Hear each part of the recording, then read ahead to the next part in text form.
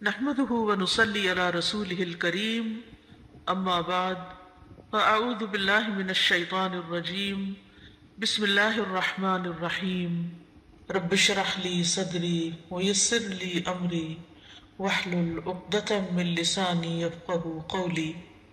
حضرت عائشہ کہتی ہیں کہ رمضان کے روزے فرض کیے جانے سے پہلے رسول اللہ صلی اللہ علیہ وسلم عاشورہ کے روزے کا حکم دیا کرتے تھے۔ اس کے بعد جب رمضان کا مہینہ فرض کر دیا گیا تو جو چاہتا عاشورہ کے دن روزہ رکھ لیتا اور جو چاہتا نہ رکھتا۔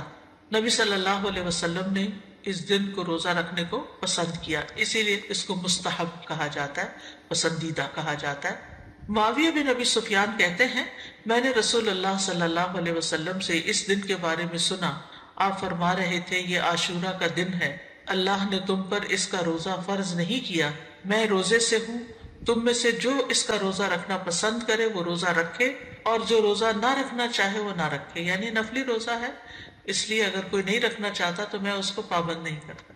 تو فرض فرض ہے اور نفل نفل ہے، لیکن آپ جانتے ہیں کہ نوافل کے ادا کرنے سے بھی انسان اللہ کی محبت پاتا ہے۔ پھر ایک اور روایت کے مطابق آپ نے اس دن روزہ رکھنے کے بارے میں لوگوں کو اختیار دیا تھا۔ صحیح مسلم میں ہے، عبداللہ ابن عمر رضی اللہ عنہ سے روایت ہے کہ اہل جاہلیت عاشورہ کے دن کا روزہ رکھتے تھے اور رسول اللہ صلی اللہ علیہ وسلم اور مسلمانوں نے بھی رمضان کی فرضیت سے پہلے اس کا روزہ رکھا۔ اس کے بعد رمضان فرض کر دیا گیا تو رسول اللہ صلی اللہ علیہ وسلم نے فرمایا عاشورہ بھی اللہ کے دنوں میں سے ایک دن ہے، جو چاہے اس کا روزہ رکھ لے اور جو چاہے چھوڑ دے۔ لیکن یہ یاد رکھیے کہ عرفہ کا روزہ عاشورہ کے روزے سے افضل ہے۔ ابھی پچھلے مہینے جو عرفہ کا روزہ رکھا گیا تھا 9 تاریخ کا روزہ، وہ 2 سال کے گناہوں کا کفارہ ہے، جبکہ محرم کا روزہ جو ہے وہ 1 سال کے گناہوں کا کفارہ ہے۔ اس کی حکمت کے بارے میں کہا جاتا ہے 10ویں محرم کا روزہ موسیٰ علیہ السلام کی طرف منسوب ہے اور عرفہ کا روزہ نبی صلی اللہ علیہ وسلم کی طرف منسوب ہے۔ جیسا کہ آپ جانتے ہیں کہ موسیٰ علیہ السلام کو اللہ تعالیٰ نے اس دن فرعون سے نجات دی تھی جب وہ سمندر پار کر آئے تھے بنی اسرائیل کے ساتھ، تو اس کے لیے شکرانے کے طور پر بنی اسرائیل اس کا روزہ رکھا کرتے تھے۔ اور یہ ہماری شریعت کے خصائص میں سے ہے کہ نبی صلی اللہ علیہ وسلم کی طرف جو چیز منسوب ہو آپ کی برکت کی وجہ سے اس کا اجر زیادہ کر دیا جاتا ہے۔ ویسے بھی اس امت کے اجر باقی امتوں کے مقابلے میں زیادہ ہے۔ اسی طرح کچھ اور وجوہات بھی بتائی گئی ہیں، اور یہ کہا جاتا ہے کہ عرفہ کا دن جو ہے وہ حرمت کے مہینوں میں سے درمیانی مہینے میں، اس سے پہلے بھی حرمت والا مہینہ، اس کے بعد بھی۔ یہ ایک رائے ہے۔ ایک قول یہ ہے کہ 10ویں محرم کو اللہ نے موسیٰ علیہ السلام پر اپنی نعمت کو مکمل کیا، انہیں ان کے دشمن سے نجات دی، اور عرفہ کے دن اللہ نے اپنے رسول محمد صلی اللہ علیہ وسلم پر رسالت مکمل کر کے ان پہ انعام فرمایا۔ الیوم اکملت لکم دینکم واتممت علیکم نعمتی ورضیت لکم الاسلام دینا۔ اور دین میں حاصل ہونے والی مکمل نعمت جسم میں حاصل ہونے والی مکمل نعمت سے زیادہ افضل ہے۔ یعنی بنی اسرائیل کو نعمت ملی تھی جسمانی آزادی کی، جو فرعون نے ان کو غلام بنا رکھا تھا، اور محمد صلی اللہ علیہ وسلم کی امت کو کامل دین ملا اس دن۔ تو دین جو ہے وہ جسم سے افضل ہے۔ دینی نعمتیں، روحانی نعمتیں جسمانی نعمتوں سے افضل ہوتی ہیں، لیکن ہم عام طور پر جسمانی نعمتوں کے حصول کے لیے زیادہ کوشش بھی کرتے ہیں اور زیادہ ایکسپرٹیز حاصل کرتے ہیں۔ پھر اسی طرح اس مہینے کے روزے ہوں یا عرفہ کا روزہ ہو یا رمضان کا روزہ ہو، روزوں کے اپنے جسمانی اور نفسیاتی فوائد ہیں اور بعض اوقات انسان کی عقل سے باہر ہے۔ کوشش ہمیں یہ کرنی چاہیے کہ کوئی مہینہ ایسا نہ گزرے کہ جس میں ہم کم از کم 1 روزہ نہ رکھیں یا 3 دن کے روزے نہ رکھیں، کیونکہ ہر مہینے میں 3 دن کے روزے جو ہیں وہ سینے کا وحر دور کرتے ہیں۔ عمرو بن شرحبیل سے سنن نسائی کی روایت ہے، نبی صلی اللہ علیہ وسلم سے کہا گیا کہ ایک آدمی ہمیشہ روزے رکھتا ہے، آپ نے فرمایا کاش وہ کبھی کھانا نہ کھاتا اور مر جاتا۔ یعنی پسند نہیں کیا نا آپ نے اس بات کو۔ لوگوں نے عرض کیا 2/3 دنوں کے روزے کیسے ہیں؟ 2/3 یعنی ایک مہینے کا 2/3۔ آپ نے فرمایا یہ بھی بہت زیادہ ہے۔ انہوں نے کہا نصف دنوں کے، آپ نے فرمایا یہ بھی زیادہ ہے۔ 2/3 نے 20 دن روزے اور 1/3 10 دن کے روزے۔ پھر فرمایا میں تمہیں وہ روزے نہ بتاؤں جو سینے کا کینہ دل کے مفاسد دور کرنے کے لیے کافی ہیں؟ ہر ماہ میں 3 دن کے روزے، تو ہر ماہ میں 3 دن کے روزے ایام بیس کے روزے ہو سکتے ہیں، یا آپ سوموار جمعرات میں سے کوئی ہر ہفتے ایک ایک ایک کر کے، ویسے تو 4 ہفتے بنتے ہیں لیکن 3 ہفتے لے لیجئے اور ایک ایک روزہ ان دنوں میں سے کسی دن رکھ لیجئے۔ ہر مہینے کے 3 روزوں کا جو اجر ہے وہ بہت زیادہ ہے، زمانے بھر کے روزوں کا اجر لکھا جاتا ہے، یعنی ایک روزہ 10 کے برابر ہے، 10 دن، یعنی مہینے میں 3 اشرے ہوتے ہیں نا، تو آپ نے 3 روزے رکھے تو وہ 3 اشروں کے برابر ہو گئے، تو سارا سال آپ ایسا کر رہے ہیں تو گویا آپ پوری زندگی روزے سے ہی ہیں۔ پھر یہ کہ نفس سے شیطان کے وسوسے کو ختم کرتا ہے، سبحان اللہ۔ روزہ جو ہے یہ وحر دور کرتا ہے، یہ جو وسوسے ہمیں ستاتے ہیں نا، بعض اوقات نعوذ باللہ اللہ تعالیٰ کے بارے میں کوئی ایسی بات ذہن میں ڈال دیتا ہے، کوئی رسول اللہ صلی اللہ علیہ وسلم کے بارے میں، دین کے بارے میں، قرآن کے بارے میں، انسانوں کے بارے میں۔ شیطان کا تو کام ہی وسوسے ڈالنا ہے۔ من شر الوسواس الخناس الذی یوسوس فی صدور الناس من الجنۃ والناس۔ تو روزہ رکھنے سے شیطان کے وسوسوں سے نجات ملتی ہے۔ شیطان جسم میں خون کی طرح دوڑتا ہے، تو جب ہم زیادہ کھاتے پیتے ہیں، ہماری سرکولیشن زیادہ ہوتی ہے تو اس کی بھی ایکٹیویٹی زیادہ ہوتی ہے، اور جب ہم روزہ رکھتے ہیں تو وہ رگیں تنگ ہوتی ہیں اور شیطان کو تنگی ہوتی ہے تو وہ اپنا کام بہتر طور پہ نہیں کر سکتا۔ پھر اسی طرح یہ بھی آتا ہے کہ یہ روزے دار کے دل کو کینے، بغض سے اور عداوت سے پاک کر دیتے ہیں۔ بعض اوقات انسان اپنے آپ سے ہی پریشان اور تنگ ہوتا ہے کہ کچھ لوگوں کے بارے میں اس کے دل میں جو غصہ یا غضب ہوتا ہے وہ نکلتا نہیں۔ اسی ہفتے ہم نے سورۃ محمد میں اللہ یخرج اللہ اضغانکم، ضغن کی بات پڑھی اور ضغن کی تعریف بھی پڑھی کہ ایسی نفرت جو انسان دل سے نہ نکال سکے، یعنی وہ دل کے اندر رہے۔ کسی انسان نے کبھی زندگی میں آپ سے کوئی زیادتی کر لی، انسان ہونے کے ناطے زیادہ ہی زیادتی کر لی، اب وہ آپ کو کبھی بھولتی نہیں، اور آپ بار بار اپنے آپ کو یہ یاد دلاتے ہیں میں تو اس کو کبھی بھول نہیں سکتی، اس کو میں نہیں بھول سکتی، یہ تو میرے حافظے سے جاتا ہی نہیں۔ اچھا پھر کیا ہوتا ہے، بیٹھے بیٹھے بھی اگر آپ کو وہ دکھ یاد آئے تو آپ رونا شروع کر دیتے ہیں اور آپ پریشان ہوتے ہیں۔ تو ایسے سارے بوجھ اتار دینے چاہیے دل سے، یعنی بجائے اس کے کہ انسان ان کو پالے اور غمگین رہے اور پریشان رہے، ہلکا پھلکا رہے۔ لیکن یہ اتنا آسان نہیں ہے۔ اس میں ایک تو یہ ہے کہ انسان اپنے آپ کو پازیٹیو سٹروکس دے کہ میں نے معاف کر دیا، میں معاف کر دوں گی، میں اپنے دل سے نکال دوں گی، مجھے اس سے کچھ لینا دینا نہیں، مجھے اس کا بدلہ نہیں لینا، میں اس کو معاف کر رہی ہوں، اللہ مجھے معاف کر دے، میں اپنے دل سے نکال رہی ہوں۔ یعنی باقاعدہ پھر وہ امیج بنتے ہیں کہ نکال دیا نکال دیا نکال دیا، اور اس میں روزے آپ کو مدد دیں گے کہ آپ ان مصیبتوں سے باہر نکلیں۔ پھر یہ روزے دل کو نرم کرتے ہیں، سختی ختم کرتے ہیں، پریشانی اور کدورت کو دور کرتے ہیں، سینے کو خوشی سے بھر دیتے ہیں۔ یعنی انسان کے جسم کے اندر کچھ ہارمونز ایسے پروڈیوس ہوتے ہیں کہ جو اس کی تکلیف کو دور کرتے ہیں، نہ صرف جسمانی بلکہ اس کے ساتھ ساتھ پریشانی بھی دور ہوتی ہے۔ دل کے غم اور رنجیدہ ہونے کا مؤثر علاج ہے، یعنی جس کا دل اکثر غمگین رہتا ہو، اٹھتے بیٹھتے کبھی کسی کی یاد ستائے، کبھی کسی کا رویہ ستائے، تو اس کو یہ پریکٹس شروع کرنی چاہیے، یعنی روزے رکھنے چاہیے۔ اب تو بہت سی اس پہ تحقیقات بھی ہو چکی ہیں کہ بہت سے جسمانی امراض کے لیے، فزیکل ایلمنٹس کے علاج کے لیے روزے جو ہیں یہ بہت فائدہ دیتے ہیں۔ خاص طور پر 3 روزے مہینے کے جو ہیں سینے کا وحر دور کرتے ہیں، وسوسہ، کینہ، عداوت، غصہ، کڑنا، جلنا، دل کی سختی، کدورت، یہ ساری چیزیں رفع دفع ہو جاتی ہیں ان روزوں کی برکت سے۔ امام سیوطی جو ہیں وہ نسائی کی شرح میں وحر الصدر جو ہے اس کے بارے میں کہتے ہیں کہ النہایہ ایک لغت کی کتاب ہے، اس کے مصنف کہتے ہیں یعنی یہ کینے اور وسوسے سے باہر ہوتا ہے۔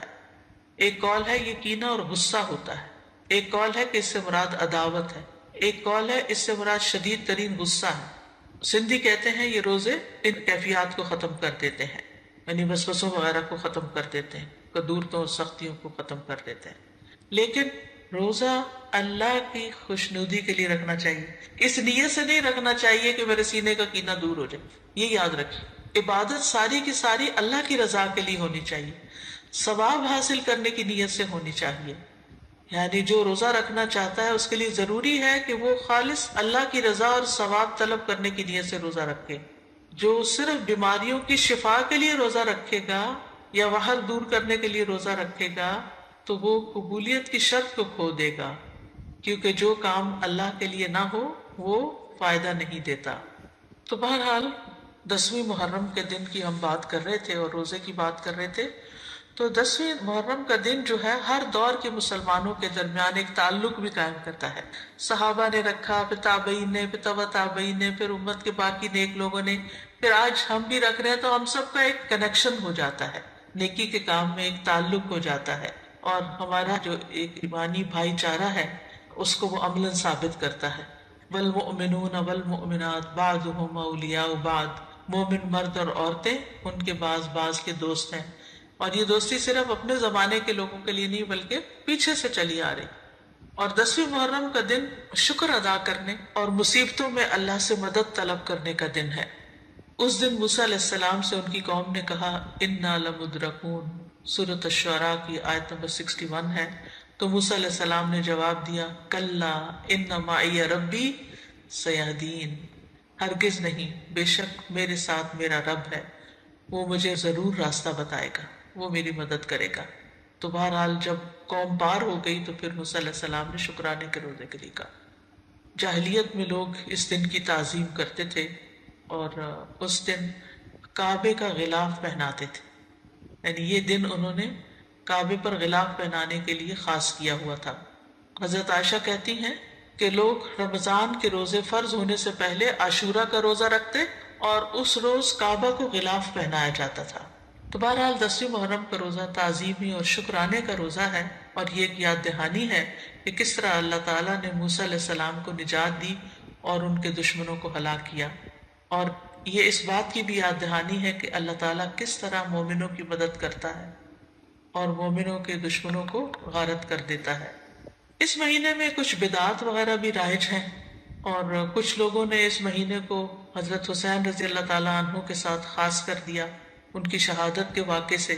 ان کی شہادت تو بعد بھی ہوئی، اور یہ جتنی باتیں میں نے آپ کو بتائی ہیں یہ ان سے پہلے کی ہی ہمارے دین میں موجود ہیں۔ تو ہمیں یہ دیکھنا چاہیے کہ شہادت جو ہے وہ حضرت عمر کی بھی ہوئی ہے، حضرت عثمان کی بھی ہوئی ہے، حضرت علی کی بھی ہوئی ہے، حضرت حسین رضی اللہ عنہ کی بھی ہوئی ہے، ان کے گھر والوں کی بھی ہوئی ہے، اور بھی امت میں بہت سے لوگوں کی ہوئی۔ جنگ بدر میں کچھ لوگ شہید ہوئے، جنگ احد میں بہت سے لوگ شہید ہوئے۔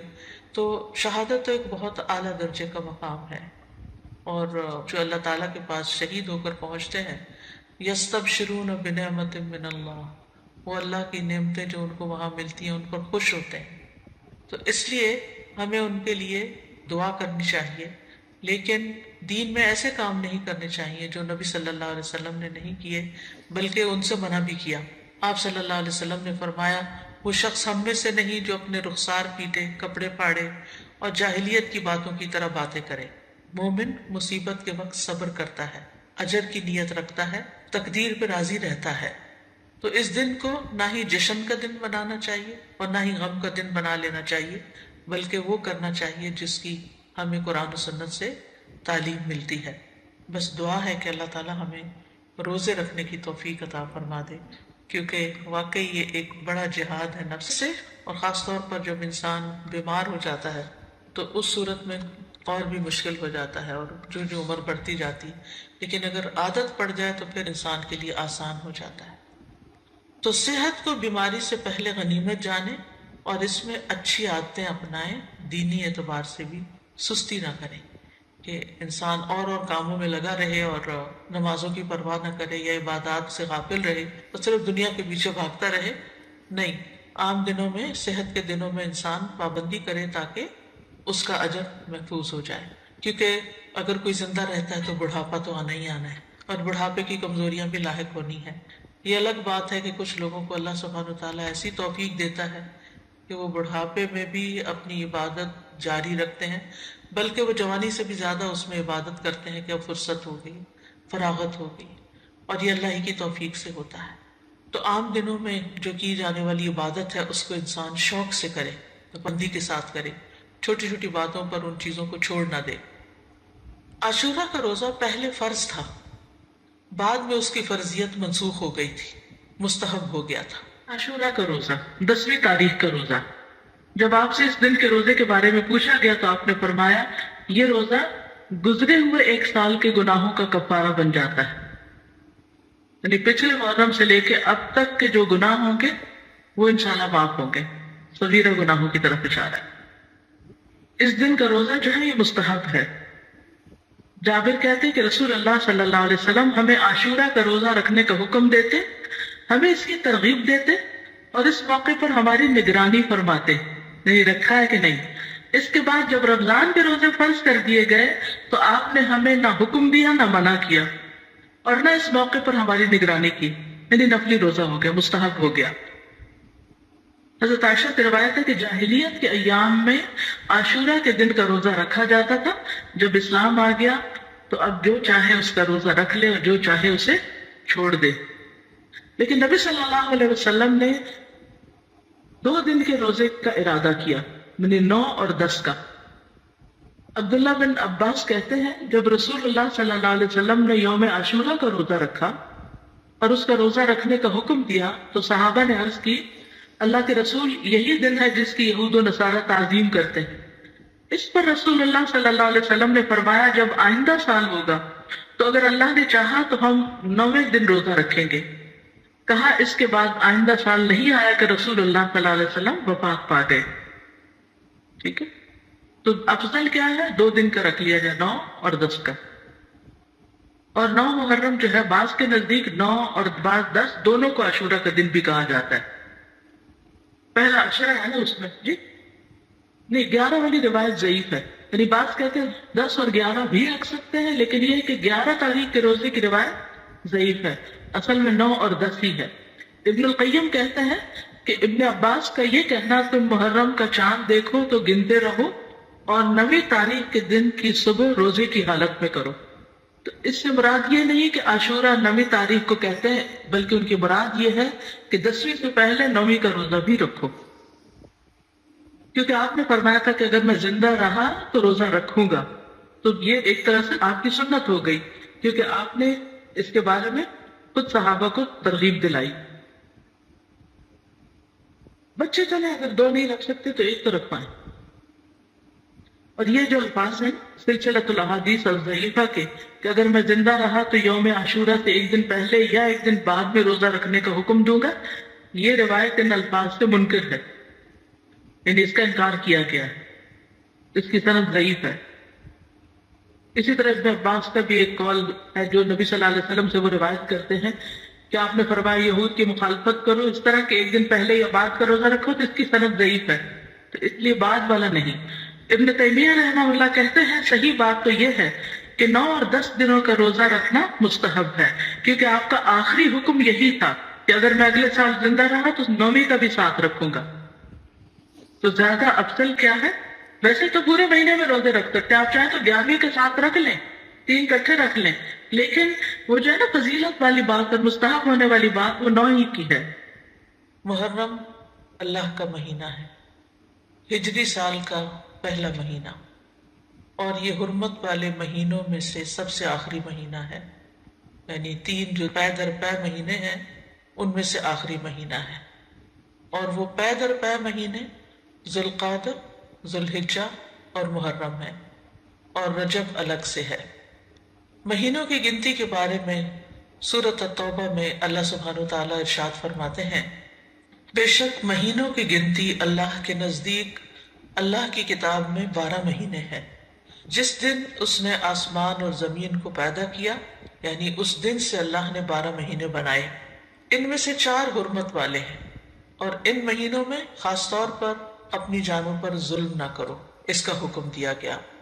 صحیح بخاری میں بھی آتا ہے، ابو بکرہ کی روایت ہے کہ نبی صلی اللہ علیہ وسلم نے فرمایا زمانہ گھومتا ہوا اپنی اصلی حالت پر آ گیا ہے جس دن اللہ نے آسمانوں اور زمینوں کو پیدا کیا تھا، کیونکہ عربوں نے مہینوں کی گنتی میں بہت کچھ تبدیلیاں کر دی تھی.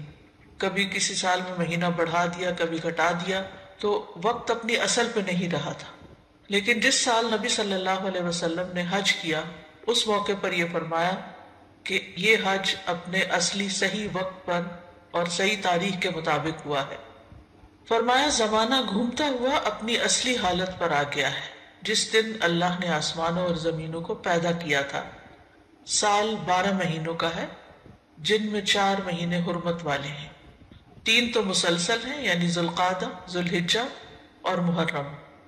اور ایک رجب مضر جو جمادہ اور شعبان کے درمیان میں ہے۔ تو یہ چاروں مہینے جو ہیں یہ حرمت والے ہیں، اور ان کی حرمت میں سب سے اہم چیز یہ ہے کہ انسان حرام کاموں سے بچے۔ ویسے تو انسان کو پوری زندگی ہی غلط کاموں سے بچنا چاہیے، لیکن اللہ سبحانہ وتعالیٰ نے ہماری یاد دہانی کے لیے، ہمیں شوق دلانے کے لیے بعض مہینوں کو بعض پر فضیلت بخشی ہے، اور پھر ان میں خاص کام کرنے کو کہا ہے۔ جیسے رمضان میں روزے رکھنے کا حکم ہے، ذوالحجہ میں حج کرنے کا حکم ہے۔ عربوں کے ہاں رجب میں زیادہ تر عمرہ کیا کرتے تھے، لیکن کوئی خاص اس کی ایسی فضیلت تو نہیں ہے۔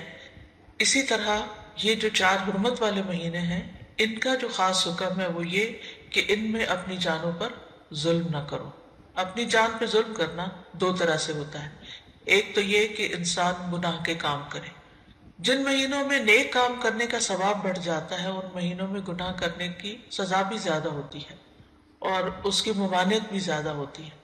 تو بطور خاص، کیونکہ اگر سال کے یہ 4 مہینے انسان اچھی طرح پریکٹس کرے تو پھر باقی مہینوں میں بھی اللہ کی حرمتوں کو پامال نہیں کرے گا۔ اور دوسرا یہ کہ انسان کسی دوسرے پر بھی ظلم نہ کرے، کیونکہ جب انسان دوسرے پر ظلم کرتا ہے تو وہ دراصل اپنے اوپر کرتا ہے۔ جیسا کہ انسان دوسرے کے ساتھ احسان کرتا ہے تو وہ دراصل اپنے اوپر کرتا ہے۔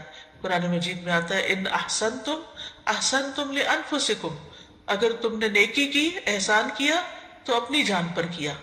یعنی بظاہر ایسا لگتا ہے کہ جیسے انسان دوسرے کو فیور دے رہا ہے، لیکن حقیقت میں وہ اس کے اپنے لیے ہی بہتر ہوتا ہے۔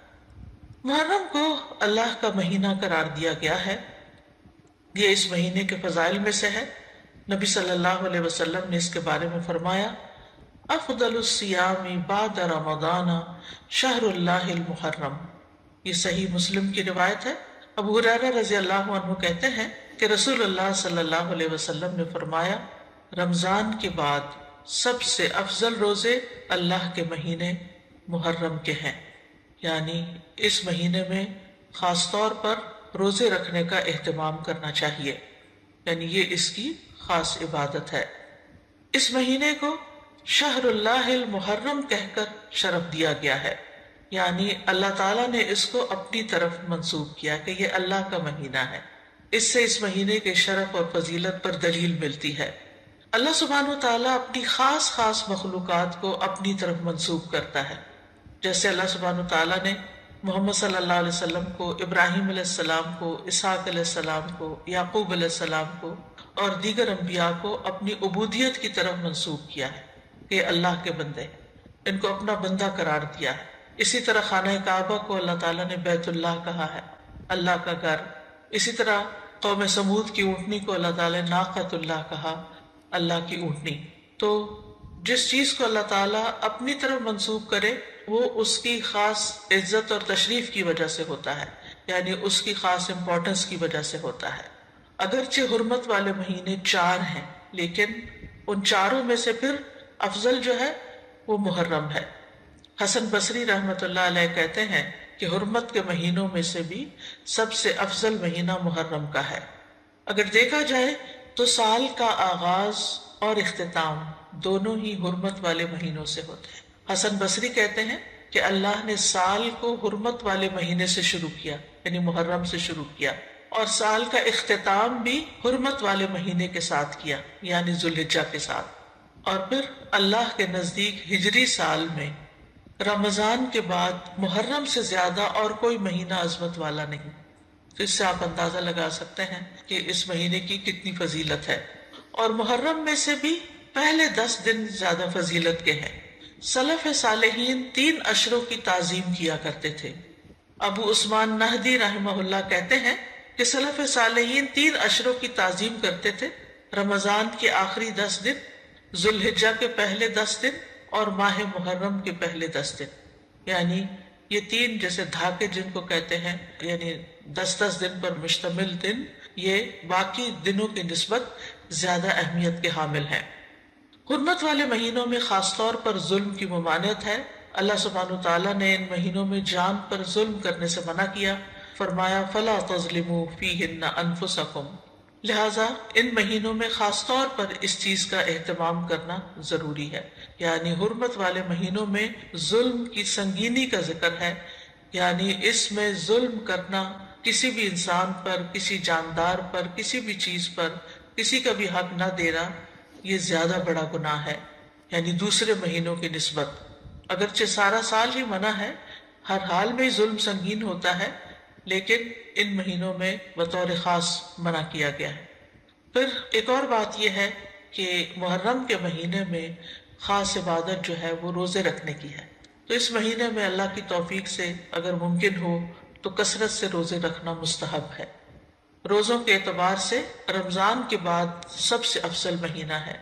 صحیح مسلم کی روایت ہے، ابو ہریرہ کہتے ہیں کہ رسول اللہ صلی اللہ علیہ وسلم نے فرمایا، رمضان کے بعد سب سے افضل روزے اللہ کے مہینے محرم کے ہیں۔ ابن رجب کہتے ہیں کہ یہ حدیث اس معنی میں واضح اور صریح ہے کہ رمضان کے بعد نفلی روزوں میں افضل ترین روزے اللہ کے مہینے محرم کے روزے ہیں، اور یہ سب نفلی روزے ہیں۔ فرض روزوں سے پہلے محرم میں روزے رکھے جاتے تھے، پھر جب فرض روزے رمضان میں ہو گئے تو پھر محرم کے روزے جو ہیں وہ نفلی ہو گئے۔ نبی صلی اللہ علیہ وسلم صرف شعبان میں کثرت سے روزے رکھتے تھے۔ عائشہ رضی اللہ تعالی عنہا روایت کرتی ہیں کہ نبی صلی اللہ علیہ وسلم شعبان کے مہینے سے زیادہ کسی اور مہینے میں نفلی روزے نہیں رکھتے تھے، مطلب آپ نے محرم کا سارا مہینہ روزے نہیں رکھے یا شعبان سے زیادہ نہیں رکھے۔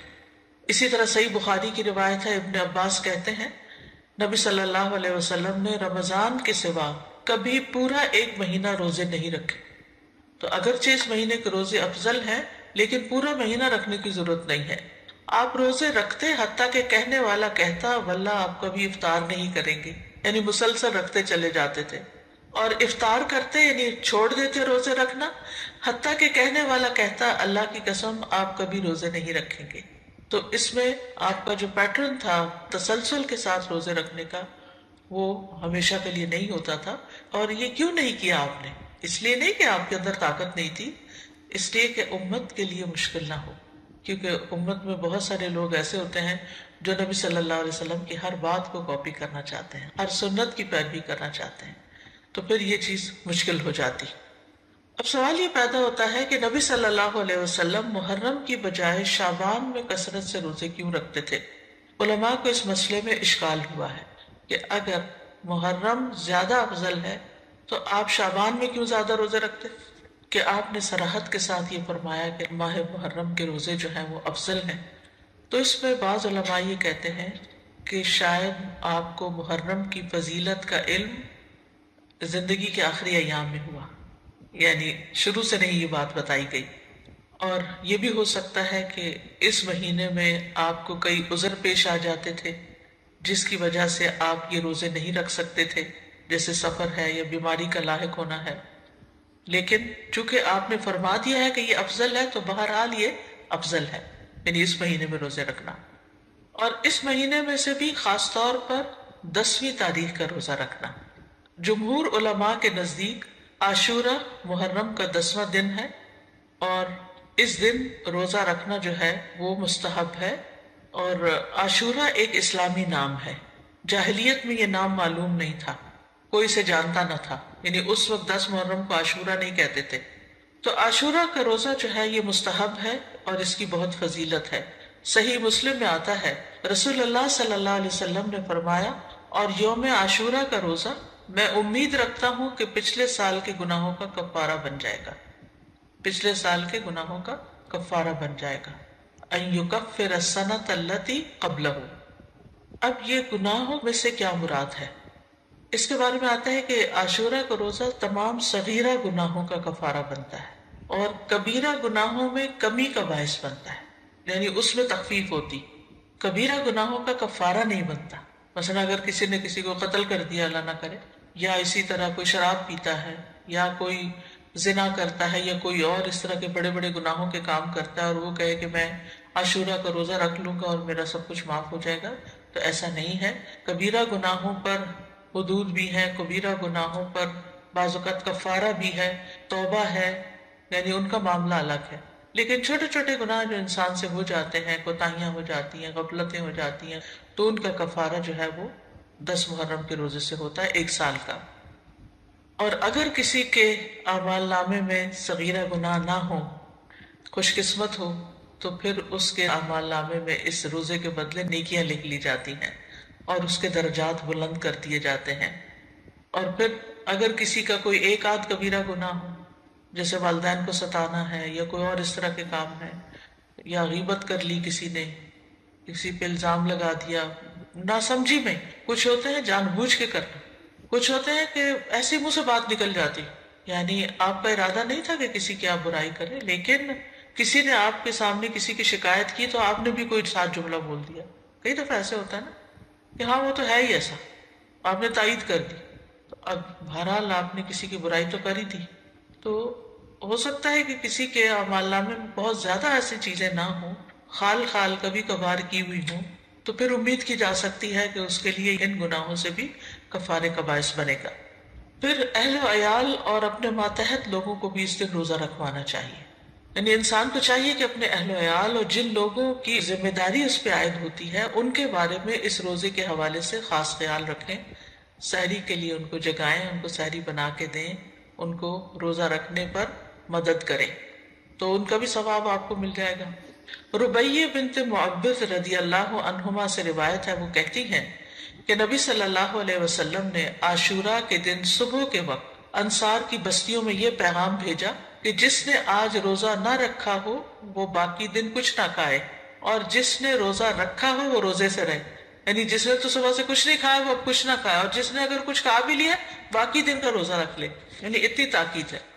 ربیہ کہتی ہیں کہ اس حکم کے بعد ہم عاشوراء کا روزہ رکھتی تھیں اور اپنے بچوں کو بھی رکھواتی، نیز انہیں بہلانے کے لیے ہم روئی کے کھلونے بنا دیتی، جب ان میں سے کوئی کھانے کے لیے روتا تو ہم اسے وہ کھلونا دے دیتی یہاں تک کہ افطار کا وقت آ جاتا، یعنی بہلا پسلا کے بچوں کو بھی روزہ رکھوا دیتی۔